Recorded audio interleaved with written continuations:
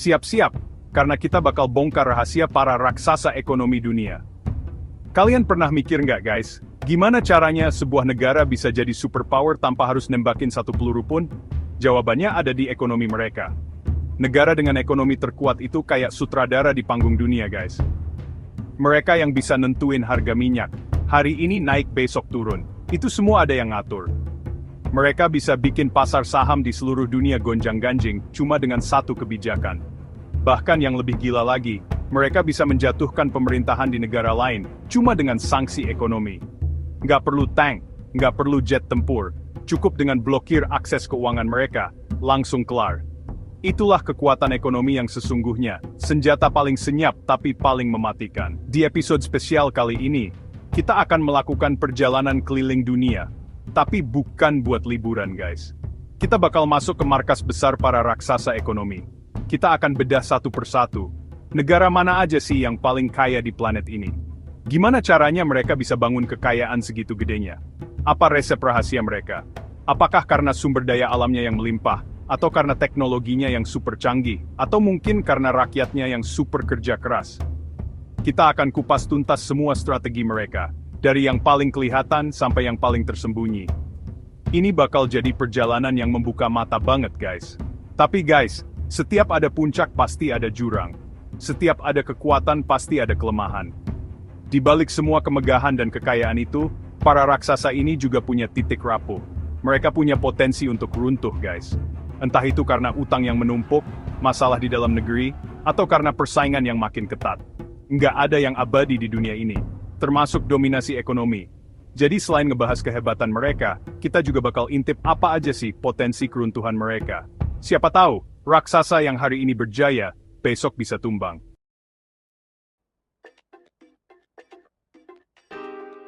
Amerika Serikat, the land of dreams, jadi raja ekonomi dunia berkat inovasi Silicon Valley, kekuatan dolar, dan dominasi Wall Street. Tapi, di balik semua itu, ada bom waktu, utang nasional yang terus membengkak, dan kesenjangan ekonomi yang makin lebar. Kalau salah langkah, takhta superpower bisa goyang. Para pesaing siap menyalip kapan saja. Apakah Amerika bisa mengatasi masalah internal sebelum terlambat? Kita lihat aja nanti guys.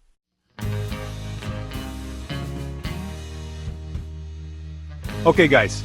Dari Amerika kita terbang jauh ke timur, ke negara yang perubahannya paling gokil dalam sejarah manusia modern.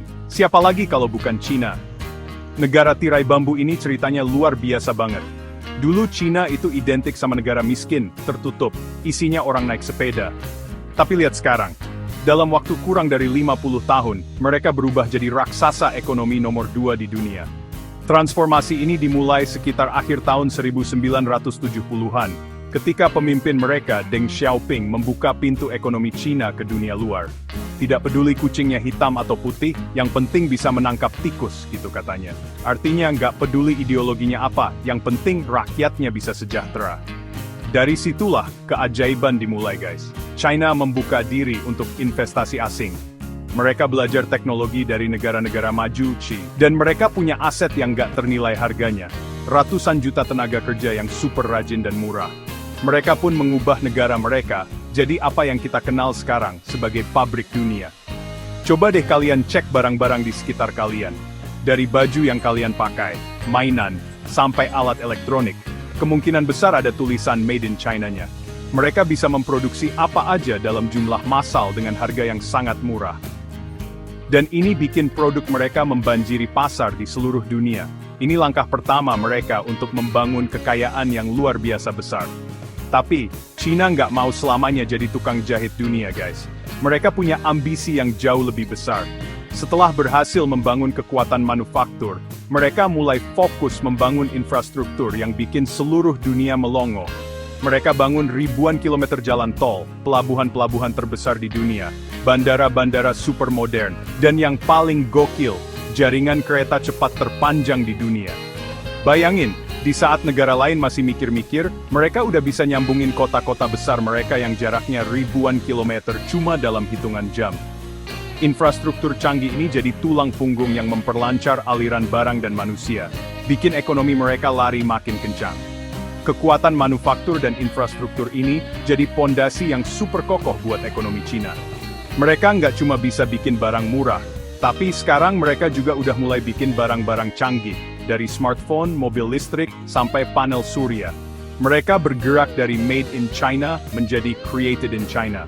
Mereka membuktikan bahwa dengan perencanaan jangka panjang yang matang dan kerja keras yang luar biasa, sebuah negara bisa mengubah nasibnya secara drastis.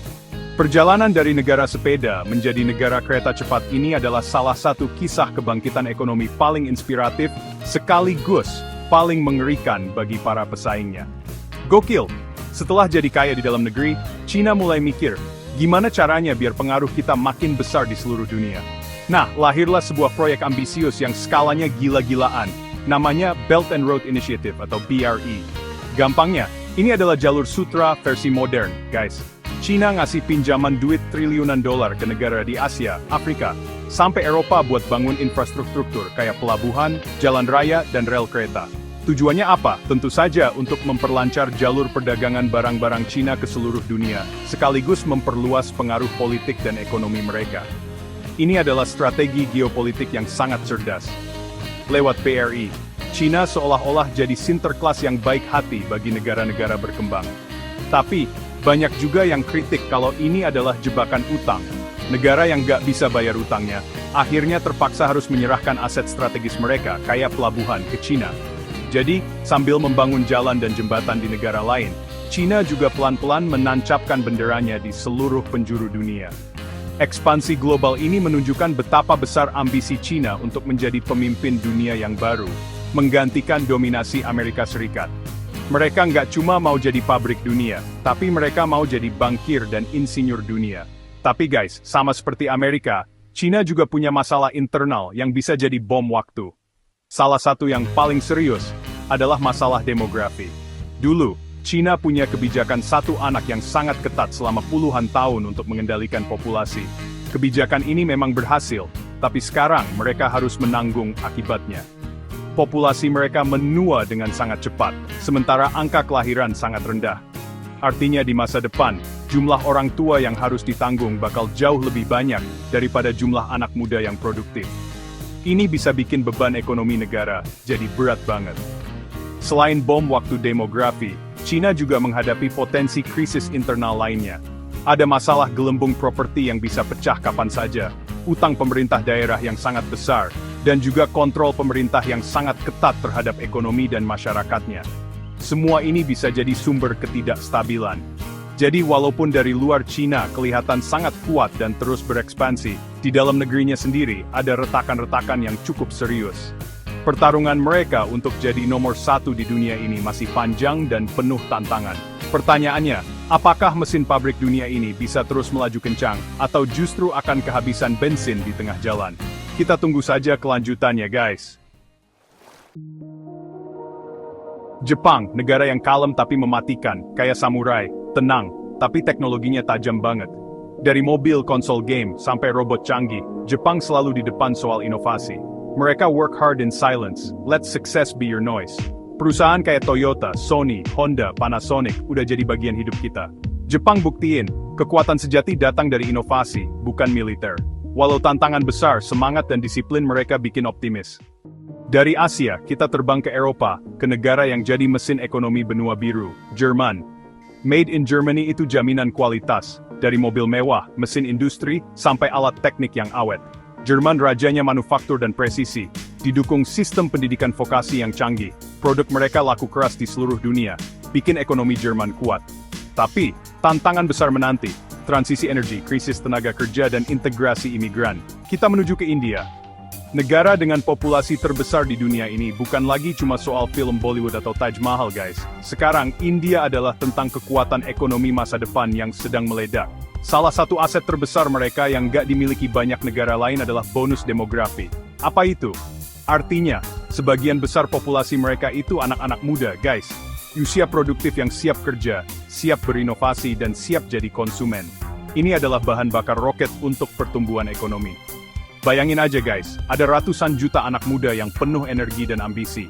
Ini adalah pasar domestik yang raksasa, dan juga sumber talenta yang gak ada habisnya. Ketika negara-negara maju pusing karena populasi menua, India justru lagi panen raya generasi muda. Mereka inilah yang mendorong konsumsi, yang bikin startup-startup baru bermunculan, dan yang bikin perusahaan-perusahaan global ngiler buat investasi di sana. Kekuatan anak muda ini, kalau dikelola dengan benar, bisa jadi gelombang tsunami ekonomi yang bakal mengubah peta kekuatan dunia. Ini bukan lagi potensi guys, ini adalah kenyataan yang sedang terjadi di depan mata kita. Dan ledakan ini nggak cuma soal jumlah orang, tapi juga soal teknologi. India sedang mengalami revolusi digital yang luar biasa guys. Akses internet murah dan penetrasi smartphone yang masif telah mengubah segalanya. Dari abang tukang sayur di pinggir jalan, sampai perusahaan besar, semuanya sekarang pakai pembayaran digital. Ekosistem startup di India juga lagi booming gila-gilaan. Terutama di kota-kota kayak Bangalore, yang sering disebut Silicon Valley-nya India. Mereka melahirkan banyak banget perusahaan teknologi unicorn, yaitu startup dengan valuasi di atas $1 miliar. Mereka jago di bidang IT, software, dan layanan digital. Jadi, kombinasi antara bonus demografi dan ledakan digital ini jadi formula yang super dahsyat. Anak-anak muda yang melek teknologi ini menciptakan pasar dan solusi-solusi baru yang inovatif. Mereka nggak takut mencoba hal baru, mereka adaptif, dan mereka punya skala pasar yang luar biasa besar untuk bereksperimen. Inilah yang bikin banyak investor dari seluruh dunia menaruh harapan besar pada India. Mereka melihat ada potensi pertumbuhan yang nggak terbatas di sana. India sedang bertransformasi dari negara agraris menjadi kekuatan digital global. Cepat banget dan bikin semua orang terpukau. Tapi guys, perjalanan India buat jadi raksasa ekonomi dunia, itu nggak mulus kayak jalan tol ya. Jalannya masih terjal dan penuh tantangan. Salah satu masalah terbesar yang masih jadi PR berat adalah kesenjangan sosial yang sangat dalam. Di satu sisi, kita lihat ada kota-kota metropolitan yang super modern dengan gedung-gedung pencakar langit dan orang-orang kaya raya. Tapi di sisi lain masih banyak banget penduduk yang hidup dalam kemiskinan ekstrem, terutama di daerah pedesaan. Jarak antara si kaya dan si miskin ini masih sangat lebar guys. Ini jadi bom waktu sosial kalau nggak ditangani dengan serius. Tantangan besar lainnya adalah infrastruktur. Meskipun sudah banyak kemajuan, infrastruktur di India masih belum merata, dan seringkali kewalahan menampung populasi yang begitu besar. Jalanan yang macet parah, pasokan listrik yang kadang nggak stabil, sanitasi yang belum memadai di banyak tempat, dan sistem transportasi publik yang masih perlu banyak perbaikan. Semua ini jadi penghambat efisiensi dan produktivitas ekonomi. Pemerintah India lagi kerja keras banget buat membangun jalan tol, pelabuhan, bandara, dan jalur kereta api baru. Tapi mengejar ketertinggalan di negara sebesar India itu butuh waktu dan biaya yang luar biasa besar. Selain itu, meskipun punya banyak talenta, kualitas pendidikan dan kesehatan juga masih jadi isu. Nggak semua anak muda India punya akses ke pendidikan berkualitas, yang bisa membekali mereka dengan skill yang dibutuhkan di abad ke-21. Sistem birokrasi yang kadang rumit dan korupsi juga masih jadi masalah yang menghambat iklim bisnis dan investasi. Jadi meskipun potensinya besar, ada banyak banget pekerjaan rumah yang harus diselesaikan oleh pemerintah dan masyarakat India, biar potensi itu benar-benar bisa terwujud secara maksimal dan merata untuk semua warganya. Jadi kesimpulannya, India ini kayak roket yang lagi siap-siap meluncur ke angkasa guys. Bahan bakarnya, yaitu anak muda dan teknologi udah terisi penuh. Potensinya untuk jadi superpower ekonomi di masa depan itu nyata banget. Tapi, mereka juga harus bisa mengatasi berbagai hambatan internal yang berat, seperti kesenjangan infrastruktur dan birokrasi. Kalau mereka berhasil mengatasi tantangan-tantangan ini, bukan nggak mungkin dalam beberapa dekade ke depan, kita akan melihat India duduk sejajar dengan Amerika dan China di puncak ekonomi dunia.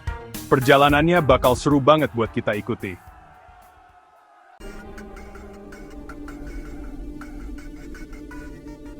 Guys, balik lagi sama gue. Kali ini kita bahas Arab Saudi, negara yang kaya minyak dan investasi. Dari gurun pasir, Arab Saudi jadi raja minyak dunia, penguasa OPEC dan pengendali harga minyak global. Duit minyak bikin mereka bisa bangun kota super modern dan infrastruktur kelas dunia. Tapi mereka nggak mau bergantung sama minyak terus. Lewat Vision 2030, Arab Saudi investasi besar-besaran di teknologi, pariwisata, dan Neom City. Transformasi ini bikin Arab Saudi siap jadi raksasa investasi masa depan. Kita lanjut ke Singapura, negara kecil di peta, tapi kekuatannya luar biasa. Singapura bukti nyata kalau ukuran bukan segalanya. Dengan pelabuhan strategis, hukum stabil, dan SDM kelas dunia, mereka jadi pusat keuangan dan perdagangan global.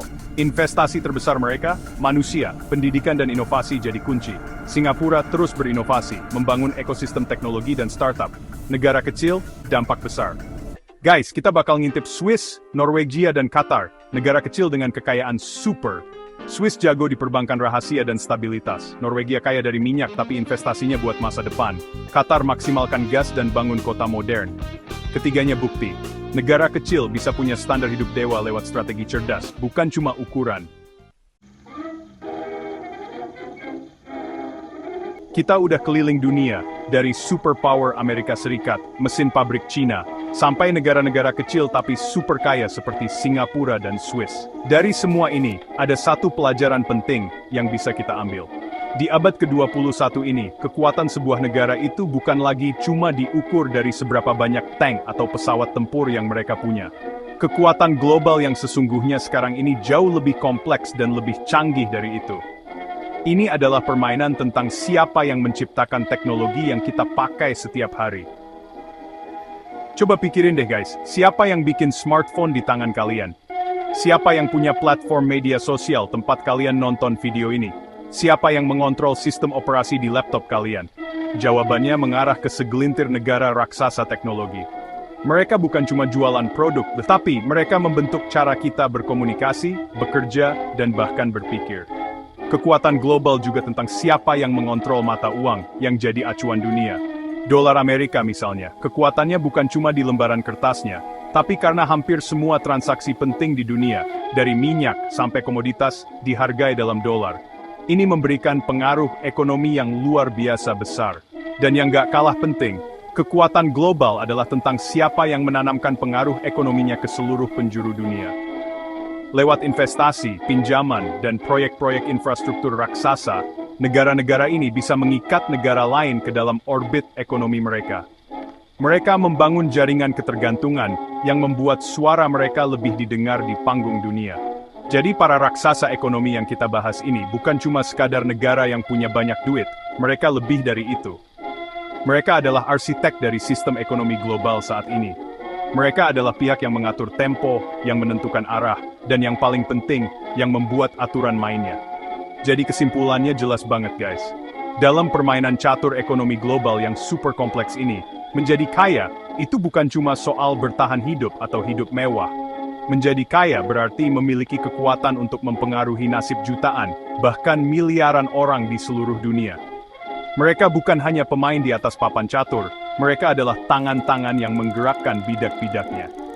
Dan ingat selalu kata-kata ini, dalam permainan ekonomi global, yang kaya bukan cuma bertahan hidup, mereka yang membuat aturan main.